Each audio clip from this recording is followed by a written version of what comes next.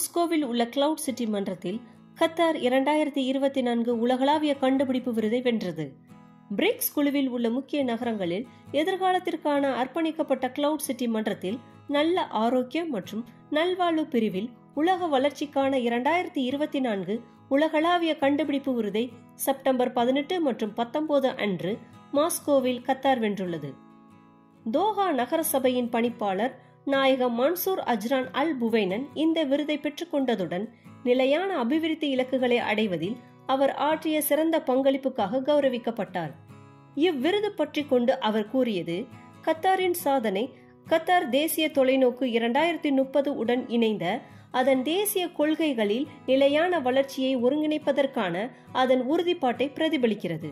மேலும் நிலையான நகர்ப்புற வளர்ச்சியில் அதன் முயற்சிகள், ஸ்மார்ட் மற்றும் நிலையான நகரங்களின் முதலீடு, உள்கட்டமைப்பு திட்டங்கள், நிலையான தரநிலைகளை பின்பற்றுதல், புதுப்பிக்கத்தக்க எரிசக்தி விரிவாக்கம், கழிவு மேலாண்மை மேம்படுத்துதல் மற்றும் மறுசுழற்சி செய்து ஆற்றலாக மாற்றுதல்.